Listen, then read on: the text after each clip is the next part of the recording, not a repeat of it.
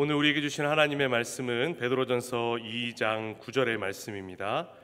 베드로전서 2장 9절 한 절 말씀 우리 성령 안에 하나 되어 한 목소리로 합독하도록 하겠습니다. 그러나 너희는 택하신 족속이요 왕 같은 제사장들이요 거룩한 나라요 그의 소유가 된 백성이니 이는 너희를 어두운 데서 불러내어 그의 기이한 빛에 들어가게 하신 이의 아름다운 덕을 선포하게 하려 하심이라. 아멘. 한 주간의 각자의 삶의 자리에서 최선을 다하다가 이 자리에 오신 모든 꾸청 여러분, 오늘 이 시간이 주님 안에서 그리고 주님 안에 형제자매된 공동체 안에서 쉼과 회복 그리고 새 힘을 얻고 돌아가는 복된 시간 되시길 주님의 이름으로 소망합니다. 할렐루야. 시간이 어떻게 지나가는지 모르게 하루하루 녹록지 않은 삶을 살다 보면 여러분 혹시 그런 경험 있으신가요? 내가 지금 뭐 하고 있지? 마치 나를 잃어버리는 것 같은 순간들을 여러분들 혹시 경험하지는 않으시나요? 이게 정말 내가 원한 삶이었는가? 나는 정말 제대로 살고 있는가? 나는 이 세상에 존재하는 그 이유와 목적대로 살아가고 있는 게 맞는가? 라는 그 삶의 고민이 순간순간 여러분들의 삶 가운데 없는지 여쭤보는 겁니다. 우리 삶 가운데 왜 그런 질문들과 그런 생각들이 스쳐 지나갈까요? 우리는 이 세상에 살면서 상황과 환경과 그리고 관계 안에서 나에게 요구하는 것을 쫓아서 정신없이 살아야 할 때, 또는 그것을 쫓아서 열심히 살아야 될 것 같은 그런 상황 속에서 살아가기 때문입니다. 여러분들에게 언제까지 뭘 해달라는 요구들이 빗발치고 이런 상황에서는 이렇게 대응해달라고 대처해달라고 가이드를 제시하고, 대학생들은 대학생이니까 이제 학교 들어가서 기쁜데 기쁠 시간 없다, 취업 준비해야 된다, 자격증 따야 된다, 20대는 뭐 해야 되고 대학교 4학년 때는 뭐 해야 되고, 그렇게 치열하게 대학교 졸업할 때쯤 되면 취업해야 된다 그러고, 그 취업 준비하기에도 정신없이 바쁜데 결혼 준비해야 된다 그러고, 사람 만나는 게 마음처럼 쉽지 않은데 뭔가 자꾸 나에게 해야 될 미션 같은 것들이 계속해서 산적해 가죠. 그래서 그것을 치열하게 이루기 위해서 열심히 살다가 문득문득 그런 생각이 드는 겁니다. 이게 진짜 나에게 주어진 삶이 맞나? 내가 지금 이것을 위해서 시간과 에너지를 다 쓰며 살아가는 것이 맞나? 라는 생각이 드는 거죠. 뭔가 요구하는 것에서 맞춰서 열심히 최선을 다해서 살아가고 있는 것 같은데, 그런데 여러분 그 과정 속에서 여러분들이 경험하는 것이 무엇입니까? 혹시 고갈 아닙니까? 퍽퍽하고 상하고 다람쥐 쳇바퀴 도는 것처럼 단조로운 삶을 끊임없이 반복하고, 스트레스는 시간이 지나면 지날수록 더 커지고, 관계의 어려움은 더욱더 커지고, 열심히 노력한 만큼 인정받지 못할 때도 있고, 또 내가 열심히 노력한 만큼 성과를 내지 못할 때도 있죠. 왜 우리는 이런 시간들을 경험하며 살아가게 되는 걸까요? 답을 알려드리겠습니다. 우리는 그러한 삶을 위해 애초에 디자인되지 않았기 때문입니다. 애초에 우리는 누군가의 요구에 그 요구에 부응하기 위해서 열심히 살아가라고 삶을 디자인한 게 아니기 때문입니다. 우리는 뭔가를 통해서 나다움을 형성해가는 존재가 아닙니다. 우리 모두에게는 이미 부여된 나다움이 명확하고 그것을 실현하며 살아가는 존재로 디자인되었기 때문에 누군가 우리에게 요구하는 것을 그저 이루기 위해서 열심히 사는 것으로는 우리의 삶에 그 어떤 만족감도 누리지 못하게 되는 것이죠. 이미 부여된 명확한 나다움을 실현하는 삶이 아니라 끝없이 새롭게 부여되는 역할과 임무 등을 정신없이 하며 살아야 하다 보니 고갈되고 헛헛하고 무기력하고 그런 것들이 문득문득 느껴지게 되는 것입니다. 모든 사람들이 하나같이 이렇게 말하지 않습니까? 모든 것에는 순서가 있다, 우선순위가 있다라는 거죠. 그리고 순서를 잘 잡는 것이 중요하다라고 이야기합니다. 왜냐하면 우선순위가 잘못되면 모든 것이 얽히고 설키고 뒤죽박죽해지면서 그때부터 혼돈이 시작되기 때문이죠. 그럼 여러분의 인생 가운데 가장 중요한 것은 무엇일까요? 바로 여러분이 누구인지 바로 아는 것입니다. 삶의 우선순위에 이미 부여된 명확한 여러분다움, 여러분의 정체성의 실현을 위한 항목들이 먼저 배열되어져 있을 때 우리는 살아가며 새롭게 부여되는 역할과 임무로 인해 잃지 말아야 될 나를 잃지 않고 내가 실현해야 할 것들을 내실 있게 실현해 나아가면서도 조급하지 않게 새롭게 부여되는 역할과 임무들도 순차적으로 바로잡아 갈 수 있게 되는 것입니다. 내가 누구인지 바로 아는 것이 왜 중요할까요? 자기인식이라고도 말하고 정체성이라고도 말하는 이것이 우리의 삶의 방향과 태도에도 큰 영향을 미치기 때문입니다.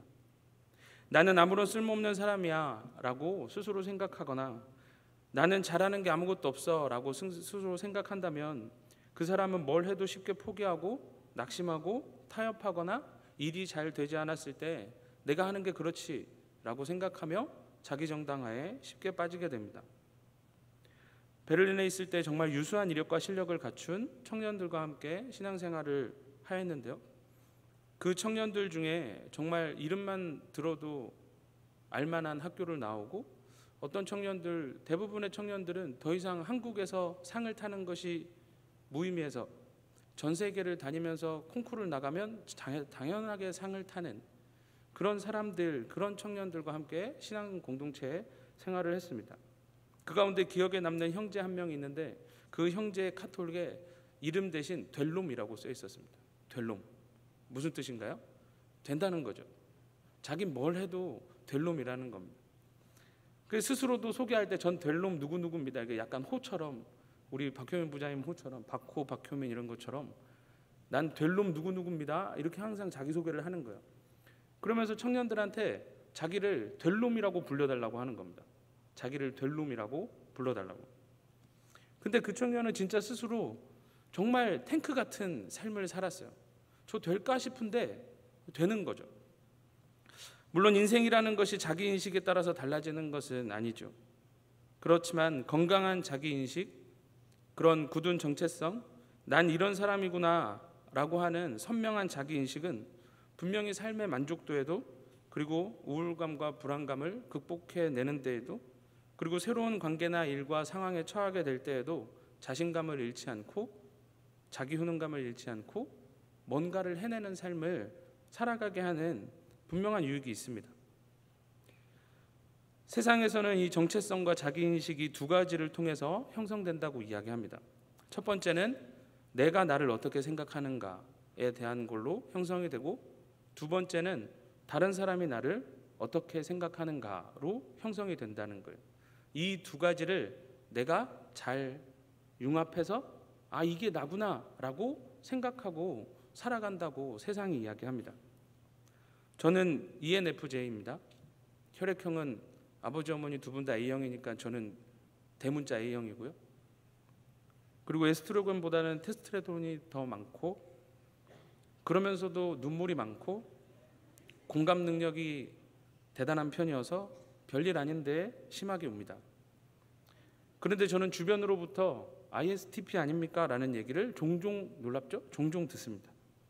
혹시 B형 아니신가요? 라는 이야기도 듣고 너무 일 중심이다 보니까 눈물도 피도 없다 냉혈아니다 라는 전혀 저와 어울리지 않지 않습니까? 그런 말을 들을 때도 있습니다.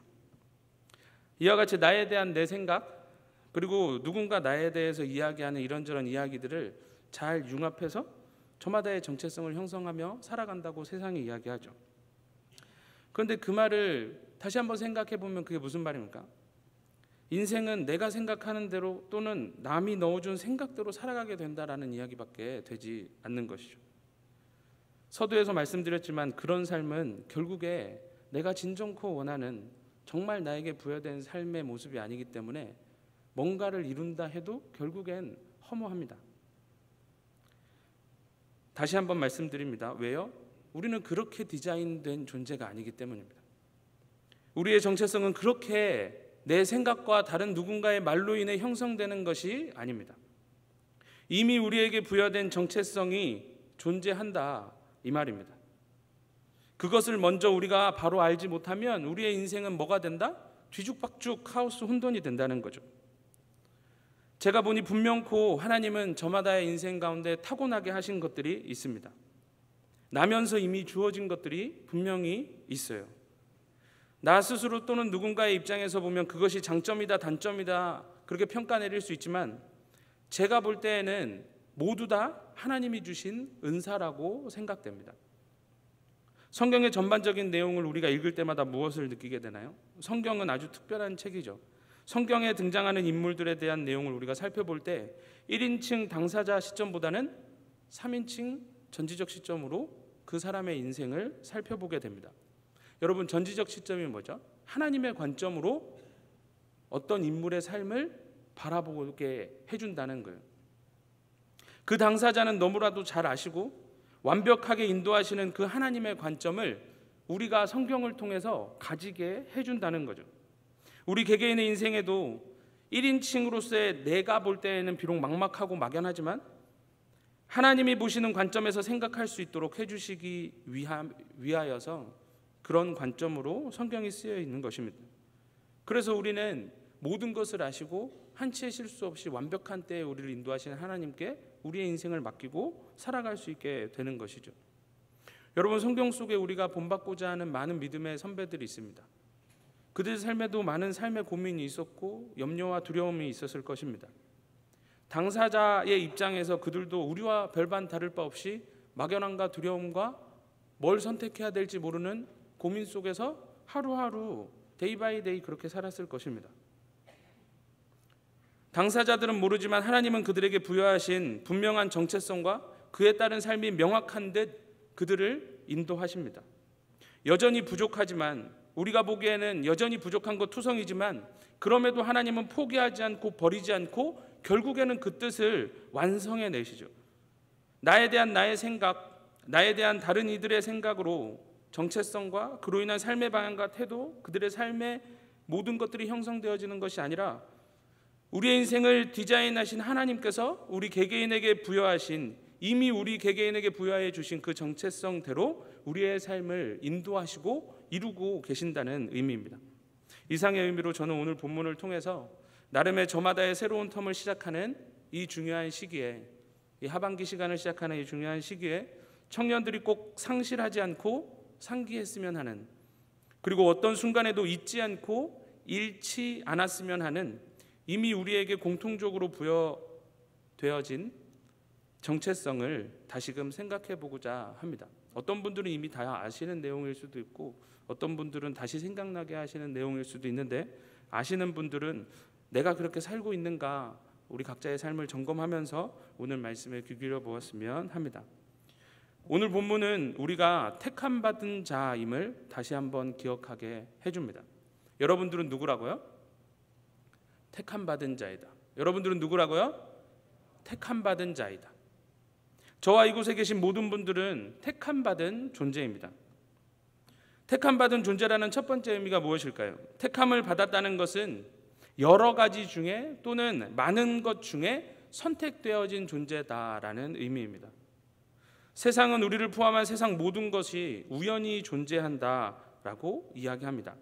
드넓은 우주 공간에 우연히 빅뱅이 일어나고, 우연히 무기물이 모여서 유기물이 형성되고, 우연히 단세포에서 다세포를 거쳐 복잡한 초정밀 생명체로 진해했다. 이것이 세상이 말하는 세상 아닙니까? 그럴듯해 보이죠. 뭔가 똑똑해 보이고 지혜로운 말처럼 보입니다.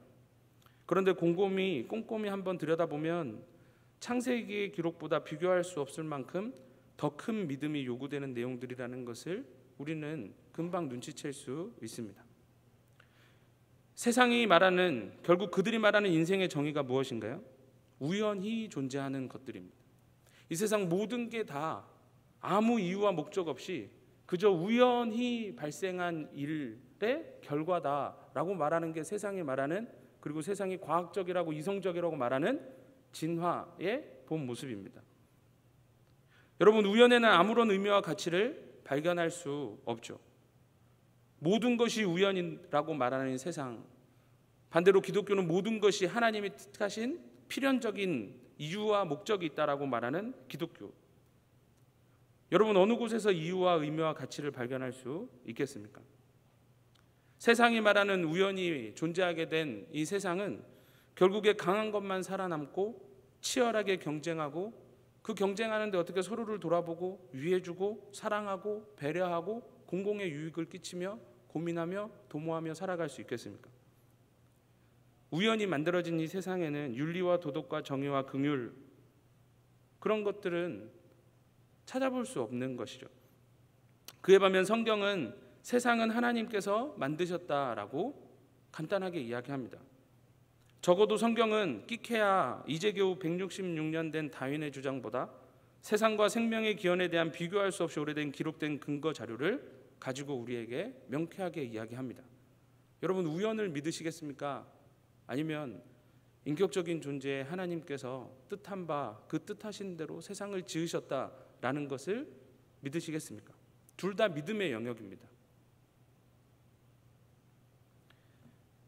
여튼 모든 것은 하나님께서 만드셨기 때문에 그 가운데 택함을 받았다라는 의미는 모든 인생을 포함한 세상에 존재하는 모든 것들은 하나님이 지으신 하나님의 것이다라는 의미를 내포하고 있는 것입니다. 예를 들어서 한번 생각해 볼까요? 저에게 차가 5대가 있습니다. 예입니다. 그 가운데 한 대를 택해서 열쇠 하나를 들고 삐빅, 오늘은 이걸로 출퇴근해야 되겠다, 이렇게 말하려면 적어도 이 5대는 누구 차여야 되죠? 제 차여야 됩니다. 택한 차뿐만 아니라 저에게 택함 받지 못한 차들도 선택을 하는 저의 소유여야 택했다라는 말이 성립됩니다. 만약에 제가 모터쇼 같은 곳에 가서 거기에 서 있는 차들을 이렇게 쭉 둘러보면서 오늘은 너로 택했어 이러면서 제정신이 아니죠? 이렇게 딱 말했다고 생각해 보십시오. 여러분, 그 차가 그러면 제 것이 됩니까? 그렇지 않습니다. 선택은 먼저 소유권을 가지고 있는 범위 내에서, 내 거라고 할 수 있는 그 범위 내에서, 또는 선택이라는 행위를 통해서 그 소유권이 나에게 돌아왔을 때 그때 가능한 것이 이 선택이라는 권한입니다. 하나님이 만드셨기 때문에 하나님의 것이고, 그러기에 선택은 그 소유권을 가지고 계신 하나님의 고유 권한인 것입니다. 우리는 택함 받은 자입니다라는 이 고백 안에는 이 세상 모든 것은 하나님이 만드셨고 이 모든 것 가운데 하나님은 나를 선택하셨습니다라는 의미입니다. 두 번째로, 하나님은 그 권한으로 많고 많은 인생 중에 저와 여러분 한 명 한 명을 선택하셨습니다. 저와 여러분들, 그리고 이 땅에 주의 이름으로 불리는 모든 교회들을 하나님은 택하시고 뭐라고 부르시냐면 나의 것이다 라고 말씀하십니다. 그런데 이미 모든 것이 주님이 만드셨기에 주님의 것인데 그 가운데 선택하셔서 주님의 것이라고 이야기하신 게 약간 어울리지 않지 않습니까? 이미 하나님의 건데 그 중에 선택하셔서 특별히 나의 것이다 라고 말씀하신다는 게, 여러분들의 이해를 돕기 위해서 이미지를 준비했습니다. PPT를 띄워주시고요. 주님의 것이다, 주님의 것으로 선택되었다라는 이 말은 이사야 말씀을 보면 이해가 됩니다. 한번 한 절씩 교독해 보실까요? 보이시나요?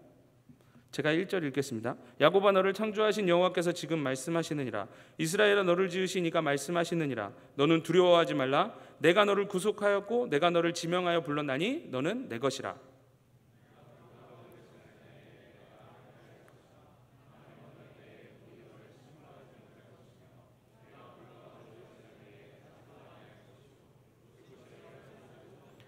대저 나는 여호와 내 하나님이요 이스라엘의 거룩하니요 내 구원자미라.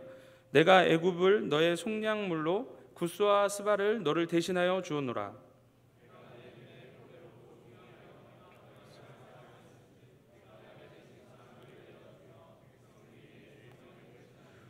두려워하지 말라. 내가 너와 함께하여 내 자손을 동방에서부터 오게 하며 서방에서부터 너를 모을 것이며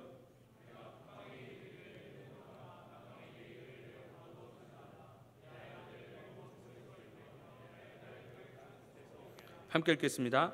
내 이름으로 불려지는 모든 자, 내가 내 영광을 위하여 창조한 자를 오게 하라. 그를 내가 지었고 그를 내가 만들었느니라. 이 성경 말씀에서 우리는 두 가지를 발견하게 되는데요. 먼저 첫 번째 1절을 보실까요? 너는 내 것이다 라고 하나님께서 말씀하십니다. 하나님의 것인 우리들에게 2절이 뭐라고 얘기하죠?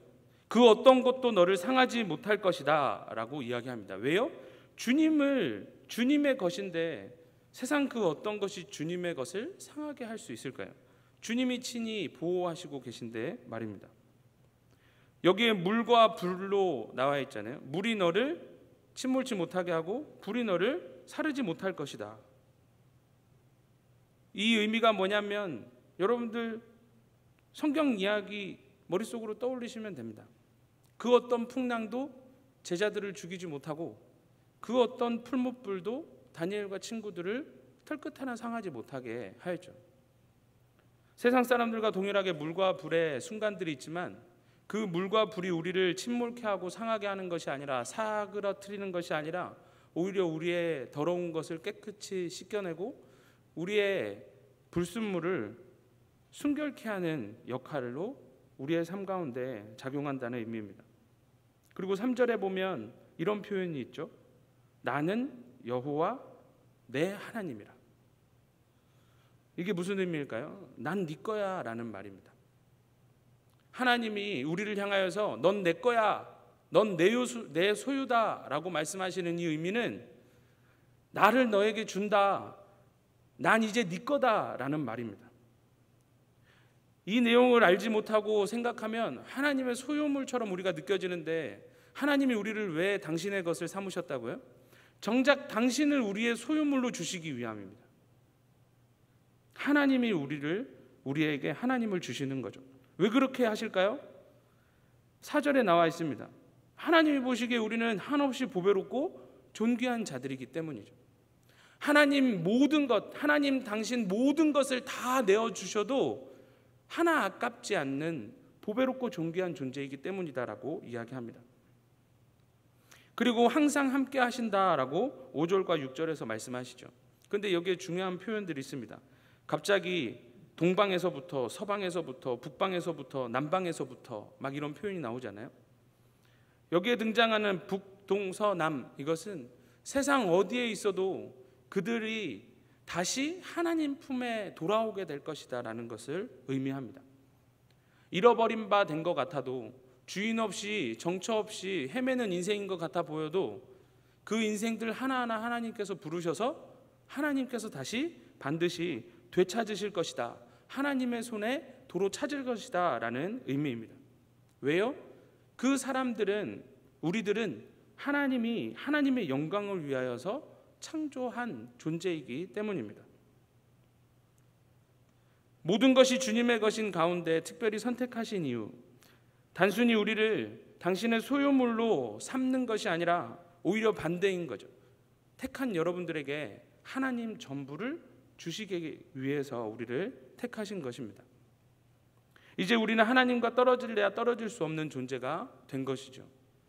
나를 주님의 것 삼으시고 주님을 나에게 주신 것, 그것이 바로 택한 받은 자가 가지는 의미입니다. 그리고 이사야서를 통해서 발견하게 되는 두 번째, 이사야서에서는 애굽, 구스, 스바 또는 다른 사람들과 백성들이라는 표현이 나옵니다. 여러분, 애굽, 구스, 스바 이게 다 어떤 나라일까요? 한때 한 시대의 주인 노릇했던 제국 이름입니다. 이 세상의 주인 노릇하던 하나님이 지은, 하나님이 보시기에 보배롭고 존귀한 존재들의 주인 노릇했던 세상들입니다. 근데 이사야서에서 뭐라고 얘기하죠? 하나님이 택한 자를 얻기 위해서, 다시 찾기 위해서 그들의 주인 노릇하던 애굽과 구스와 스바, 이들을 다 치시고 이들의 목숨을 목숨값으로 주시고 하나님이 택한 자들을 하나님께서 취하셨다라고 이사야서가 말하고 있는 것이죠. 세상에 하나님의 백성들을 자기 것인 양 생각하던 그 세상 권세를 주님께서 다 꺾으셨다라는 의미입니다. 그래서 택함 받은 자라는 의미는 나는 하나님의 것이자 동시에 나는 하나님을 얻은 자이다라는 의미입니다. 여러분, 세상 모든 것을 하나님이 만드셨는데 그 하나님을 얻었다는 말은 뭘까요? 여러분들의 삶 가운데 필요한 모든 것을 하나님으로부터 얻을 수 있는 존재가 되었다라는 것을 의미합니다. 그런데 이 이사야서의 본문에는 아주 중요한 개념 하나가 등장하죠. 바로 대속 그리고 구속이라는 개념이 등장합니다.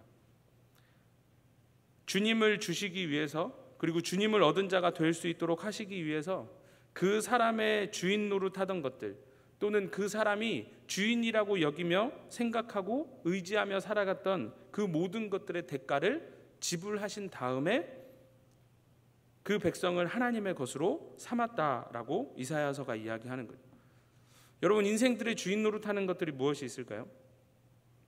성경에서는 죄와 사망과 죽음과 심판으로 우리를 두렵게 한다라고 이야기합니다.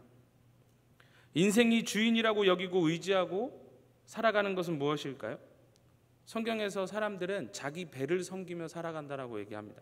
먹는 것과 입는 것, 그 먹는 것과 입는 것을 해결할 수 있는 돈을 자신의 인생의 가장 중요한 것이라고 여기며 살아간다는 것이죠.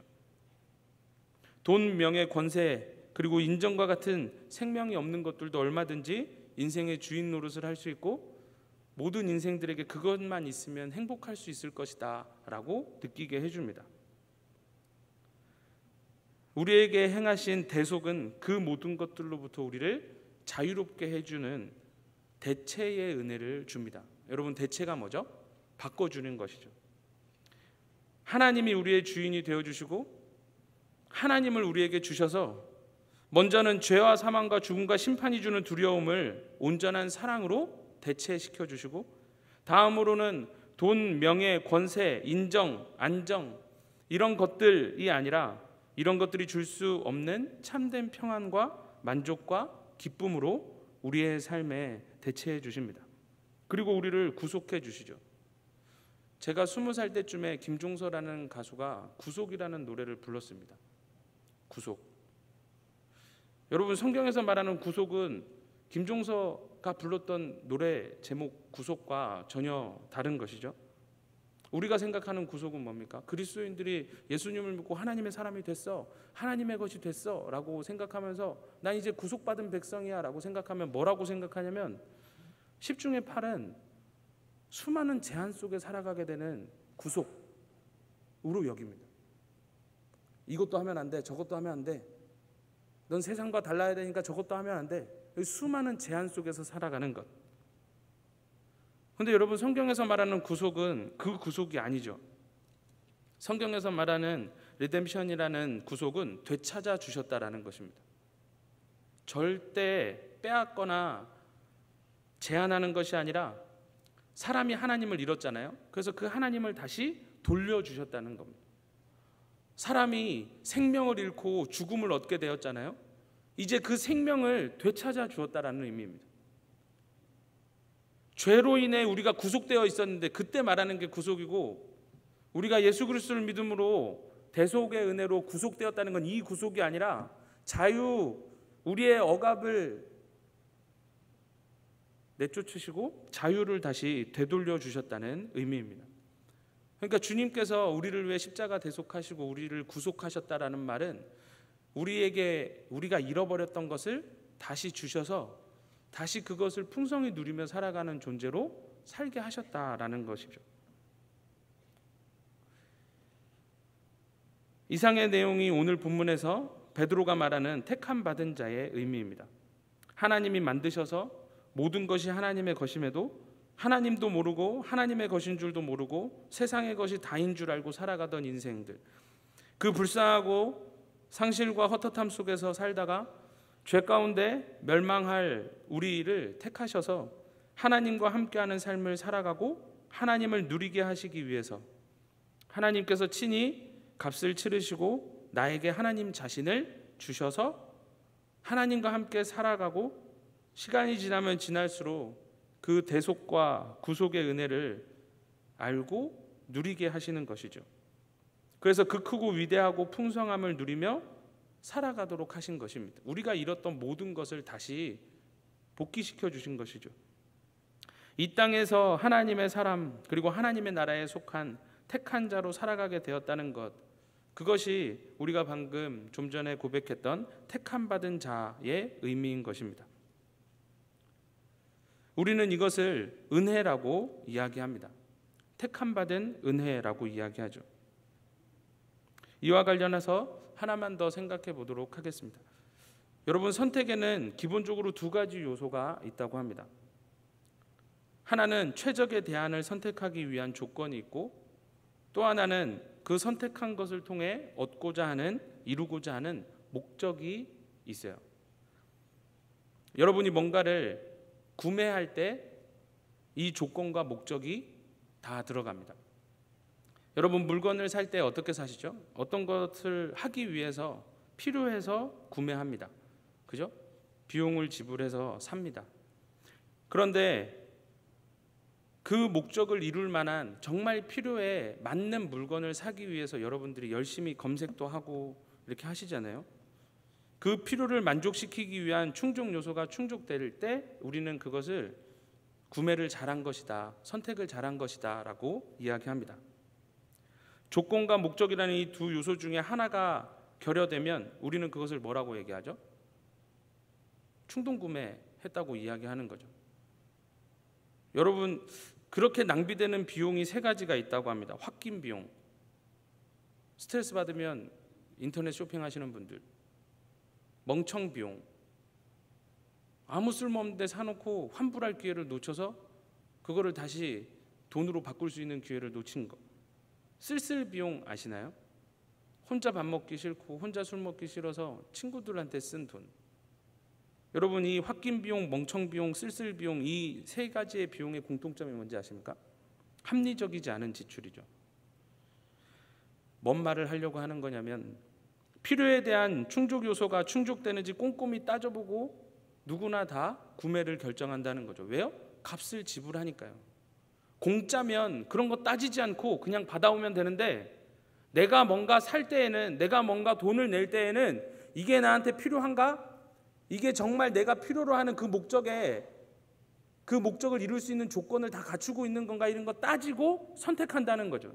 근데 여러분, 하나님이 우리를 선택하시는데 조건이 있을까요? 하나님의 선택에는 조건도 없고 후회도 없고 목적만 있습니다. 그래서 은혜인 거죠. 주님의 선택에는 목적이 있습니다. 그 목적이 무엇일까요? 오늘 우리가 읽었던 베드로전서 2장 9절입니다. 우리를 왕같은 제사장으로 삼고 왕같은 제사장으로 살게 하시기 위해서 택하셨다라고 성경은 분명히 이야기합니다. 여러분, 왕같은 제사장이 무엇입니까? 왕이면 왕이지 제사장이면 제사장이지 왕같은 제사장 무엇일까요? 성경 속에 등장하는 가장 첫사람 아담, 그 아담에게 하나님께서 부여하신 역할이 왕과 제사장입니다. 하나님의 뜻대로 정복하고 다스려야 될 왕이었고, 누구보다 하나님 가까이에서 하나님과 함께하며 하나님의 마음을 헤아려서 하나님의 뜻대로 살아가야 될, 하나님을 가장 가까이에서 섬겨야 될 제사장이었죠. 즉, 왕같은 제사장이라는 의미는 하나님과 가장 가까이에서 하나님을 가까이에서 섬기며 그 친밀하고도 돈독한 관계 안에서 하나님의 뜻을 헤아려서 그의 뜻대로 그분이 보시기에 좋은 상태로 보존하고 지키며 다스리는 삶을 살아가는 것을 의미합니다. 여러분, 이것을 위해서 우리를 선택하셨다는데, 여러분 양옆에 지체들을 한번 보실까요? 왕이 될 상입니까? 제사장다운 거룩함이 있습니까? 여러분, 뭔가 값을 지불하고 살 때에는 뭘 따진다고? 조건을 꼼꼼히 따진다고요.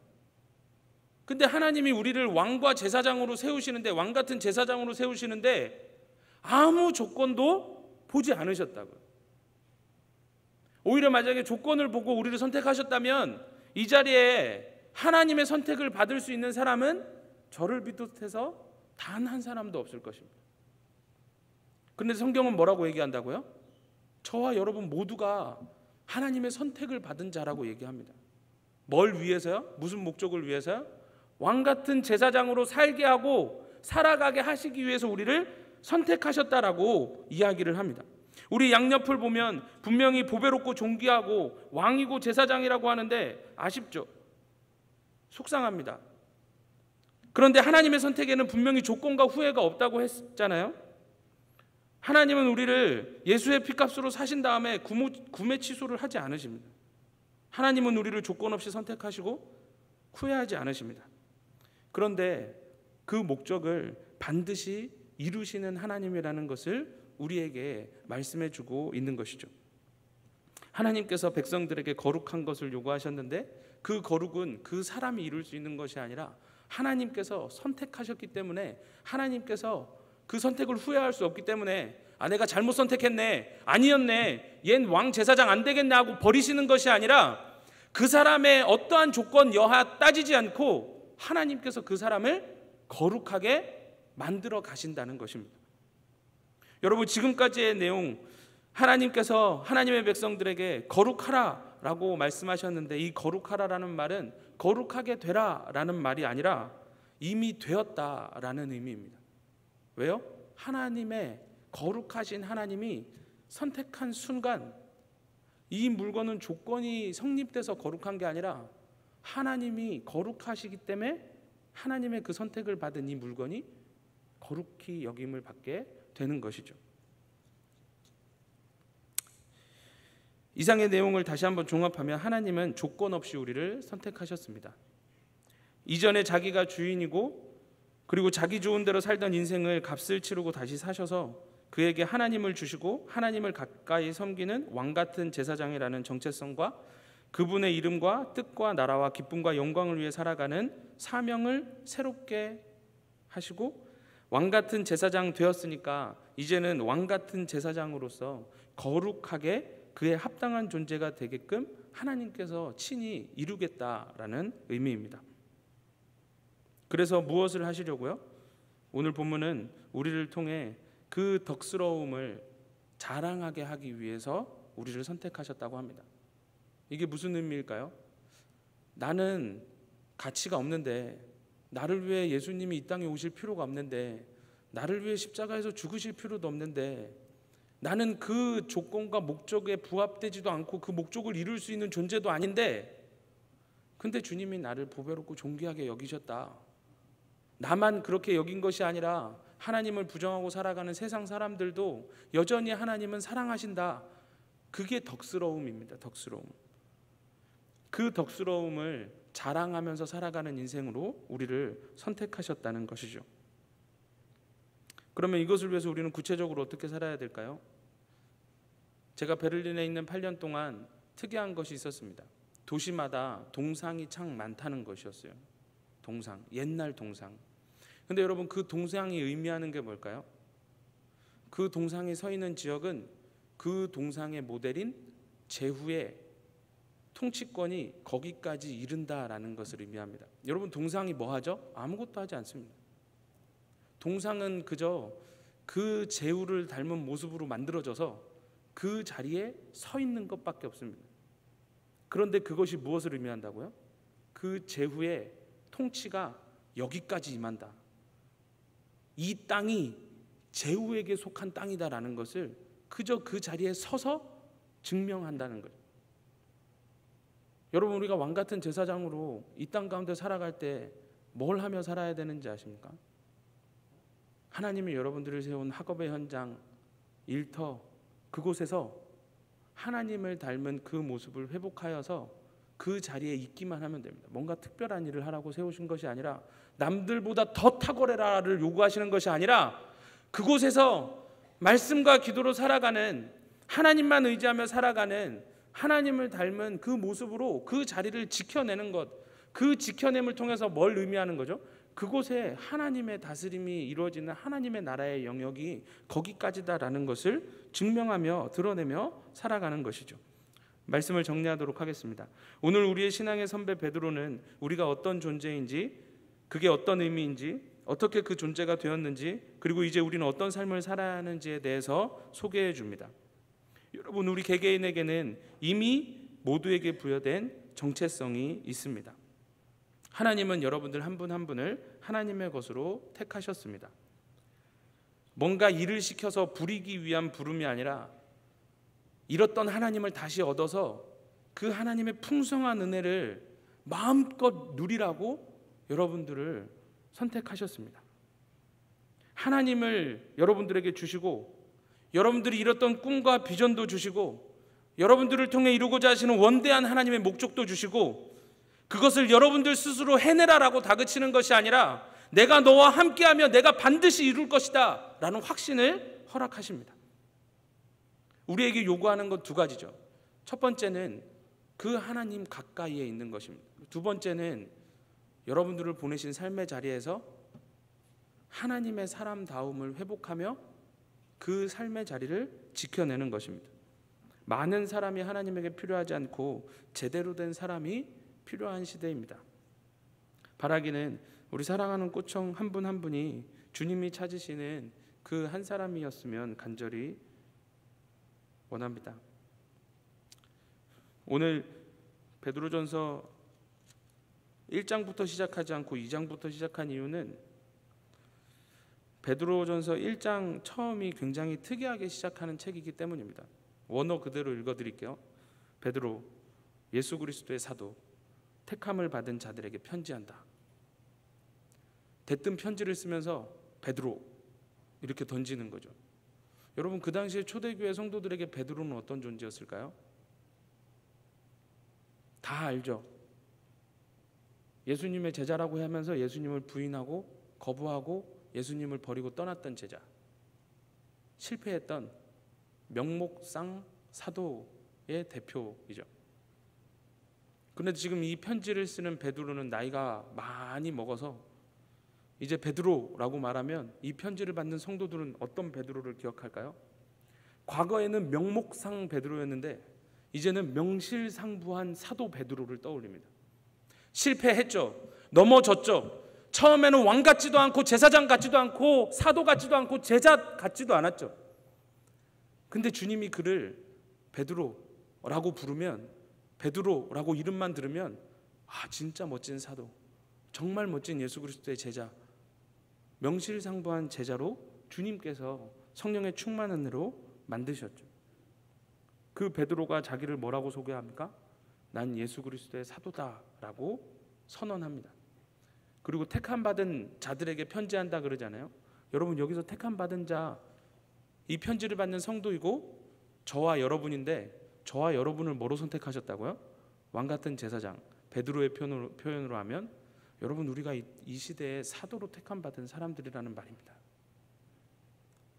이 시대에 하나님의 나라에 속한 사람으로 여러분들이 세우신 그 삶의 자리에서 하나님을 드러내며 살아갈 때 여러분들이 살아가는 삶의 자리를 여러분들을 통해 하나님의 나라로 만드시겠다. 그래서 보냄받은 사람들이 여러분들이라는 거죠. 여러분, 우리가 이 정체성을 상실하고 살아가면 어떻게 될까요? 우리가 살아가는 삶의 자리가 하나님의 나라가 아니라 여러분들이 살아가는 삶의 자리에서 여전히 지옥을 경험하며 살아가게 되는 것입니다. 저마다의 새로운 텀을 시작하는 이 시기에 항상 그랬듯 설교가 오늘도 그렇지만 바라기는 명목상 그리스도인이 아니라 명실상부한 그리스도인으로 성도답게 살아갈 수 있는 그 부르심을 다시 한번 회복하셔서 여러분들 각자의 삶의 자리에서 그 삶을 살아낼 수 있는, 그래서 그렇게 삶을 살아갈 때 여러분들의 삶의 자리가 하나님의 나라로 변화되어져 가는, 그 변화를 이끌어가는 하나님이 택한 왕같은 제사장으로 여러분들이 꼭 여러분들의 삶의 자리에서 살아갈 수 있었으면 좋겠습니다. 절대 상실하지 마십시오. 어떤 순간에도 잊어버리지 마십시오. 절대 타협하지 말고 잃지 마십시오. 꼭 기억하십시오. 여러분들은 천에 하나 만에 하나 하나님이 보시기에 보배롭고 존귀한 왕같은 제사장들입니다. 그 부르심에 합당한 삶을 살아 여러분들이 살아가는 삶의 자리가 여러분들을 통해 하나님의 나라로 변화되어지는 복된 복을 만끽할 수 있는 우리 모든 청년들이 되었으면 좋겠습니다. 우리 함께 찬양하시고 기도하도록 하겠습니다.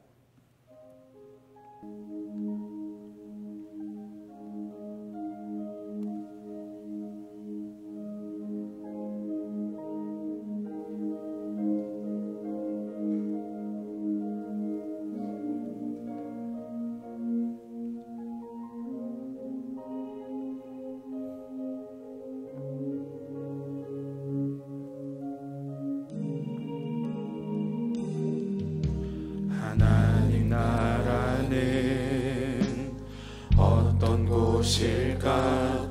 아픔과 슬픔이 없는 나라인가요? 하지만 이곳은 그렇지 않은 것. 하나님 나라에 살고 싶어요. 하나님 나라는 이곳이란다. 여전히 아프고 슬픈 일이 있지만 행복과 기쁨이 여전히 있는 것. 우리가 하늘과 땅의 통로야. 이 땅에서 하늘 뜻을 품고 사는 자들, 믿음으로 하늘 뜻을 보여주는 자들, 보내어진 자리에서 동참하는 자들, 믿음으로 주님 보길 소망하는 자들, 하나님이 세상을 지으사 회복하고 통치하시네. 주님이 이곳에 나타나오시는 날, 세상과 우리는 완전하게 변할 것. 이 땅에서 하늘 뜻을 품고 사는 자들, 믿음으로 하늘 뜻을 보여주는 자들, 보내어진 자리에서 동참하는 자들, 믿음으로 주님 보길 소망하는 자들, 아름다운 세상을 만들어 너희에게 전해줄 거야. 그것이 우리가 해야 할 사명인 걸. 그가 다스리는 그의 나라에서 하나님이 세상을 지으사 회복하고 통치하시네. 주님이 이곳에 나타나오시는 날, 세상과 우리는 완전하게 변할 거야. 사랑하는 청년 여러분, 저는 청년 때부터 고민이 있었습니다. 이 땅에 수많은 하나님의 사람들이 있었고 기독교 역사가 이렇게 오래되었는데 왜 여전히 이 땅은 하나님의 나라와 다른가요? 였습니다. 하나님 그 복음이 정말 사람을 변화시킬 수 있는 것이라면, 그 예수 그리스도의 사랑을 진실로 아는 그리스도인들이 세상 곳곳에서 빛과 소금으로 살아간다면, 주님 십자가에 달려 돌아가신 지 2000년의 시간이 지났는데 왜 주님, 우리가 경험하는 이 세상은 여전히 지옥과 같습니까? 왜 여전히 우리는 내가 살아가는 가정에서조차, 학업에서조차, 삶의 터전에서조차 채 한 뼘조차 하나님이 주시는 평안과 안식을 누리지 못하며 하나님의 뜻과 전혀 다른 정말 지옥과 같은 이 세상 속에서 살아갑니까? 여러분 그런 고민 없으셨습니까? 저는 지금도 고민합니다. 왜 수많은 선교사님들이 순교했는데, 왜 수많은 그리스도인들이 목숨 바쳐 믿음을 지켜냈는데 왜 이 세상은 여전히 악이 가득한가? 왜일까요? 아는데, 내가 선택받은 자라는 걸 아는데, 내가 왕같은 제사장으로 살아야 된다는 걸 아는데 우리도 똑같이 세상 사람들과 살아가기 때문입니다. 우리도 그들과 다를 바 없이 살아가기 때문입니다. 치열하게 경쟁하고 남을 밟고 일어서려고 하고 성공하기 위해서 살아가고 돈과 명예를 쫓고 여러분 그러면서 어불성설이지 않습니까? 하나님의 사람답지 않게 살아가는데 내가 살아야 하는 곳이 어찌 하나님의 나라가 될 수 있겠습니까? 사랑하는 청년 여러분, 여러분들이 다 아는 이 얘기를 오늘 저는 길고 장황하게 했습니다. 왜요? 그 의미를 안다면 제발 삶을 제대로 살았으면 좋겠어서요. 그 선택받았다는 게 은혜 중에 은혜라는 걸 안다면 이제 하나님께 도움을 구하며 그 구별받은 백성답게 살아갈 수 있도록 해달라고 기도하며 살아가길 원해서입니다. 그래서 우리가 방금 찬양 고백했잖아요. 우리의 소명이 뭐라고요? 여러분들 자녀들에게는 그리스도인 덕에 조금이나마 하나님의 나라를 닮은 나라를 줘야 되지 않겠습니까? 믿음대로 사는 것이 틀리지 않았다는 것을, 그래서 그리스도인이라는 것을 떳떳이 말할 수 있는 세상은 만들어줘야 되지 않겠습니까? 우리 시간에 기도하실 때 하나님, 내가 택함 받은 자입니다. 하늘과 땅을 잇는 자입니다. 왕같은 제사장으로 부름받은 자입니다.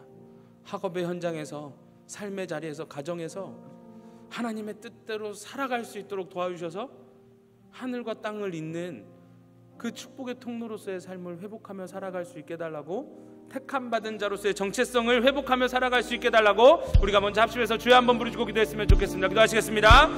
주여! 하나님 아버지, 우리는 일주일 동안 치열하게 살다가 주님 앞에 모입니다.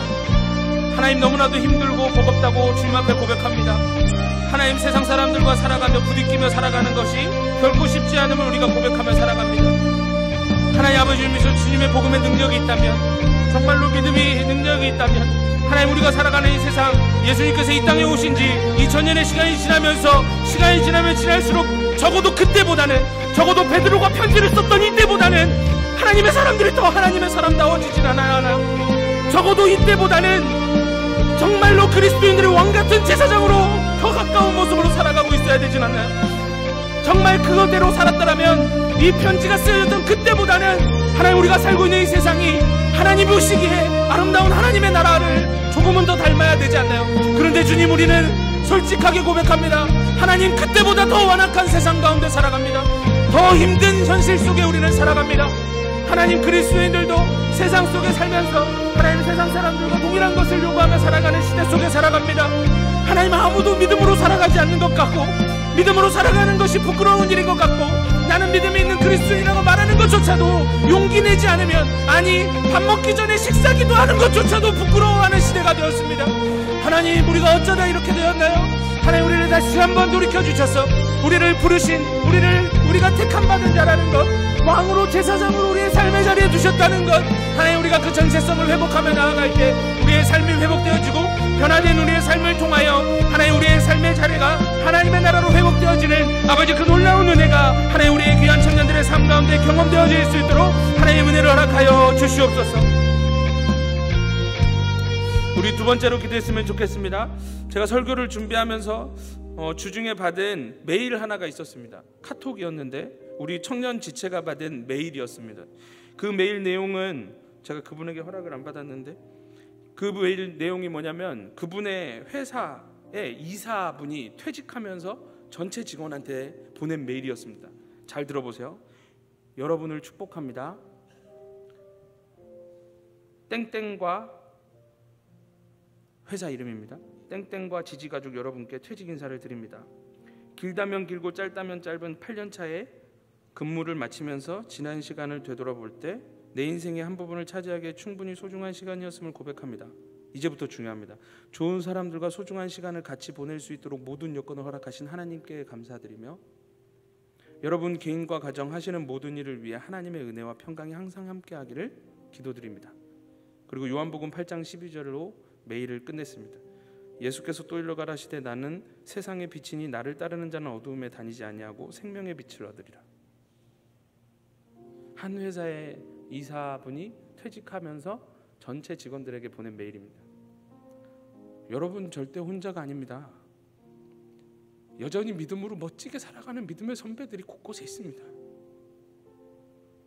이분들이 그 자리에 올라가기까지 얼마나 많은 시험과 유혹과 어려움이 있었을까요? 그런데 그곳에서 타협하지 않고, 잊지 않고, 잃어버리지 않고 몸부림치며 기억했던 그들의 정체성이 무엇입니까? 왕이요 제사장이지 않습니까? 함께 있는 사람들을 위해 축복 기도하는 자의 삶을 살지 않습니까?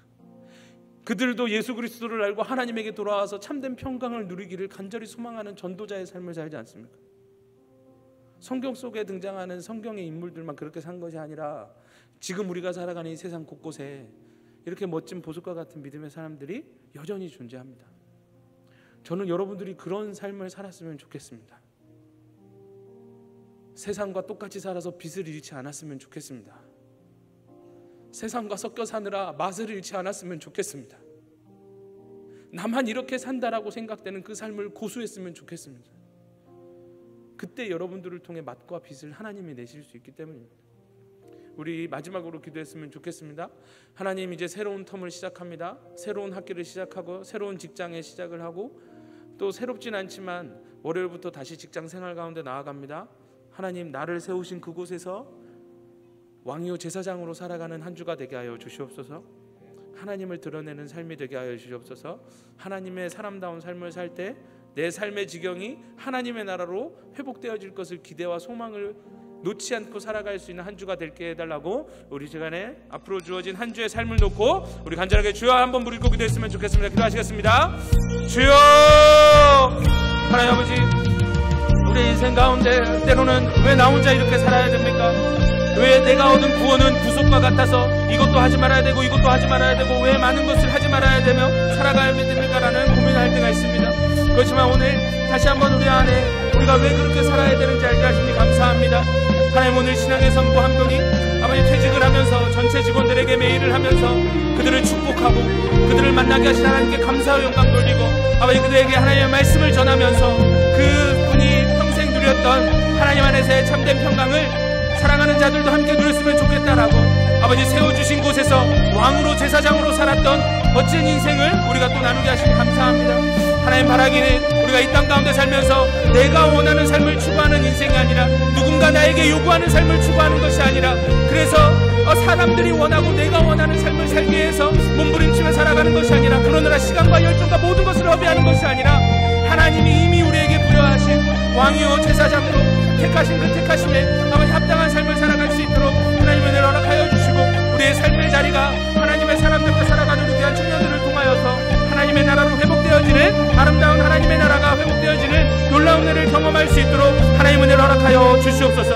하나님, 우리는 하나님을 알지 못하는 세상 한가운데서 하나님의 뜻대로 다스려지는 하나님의 나라를 세우는 왕이고 하나님을 알지 못하고 하나님께 예배하지 않는 세상 속에서 하나님께 예배하며 하나님이 주시는 복을 세상이 받도록 하게 하는 제사장으로 우리를 세상 가운데 세움받은 사람들입니다.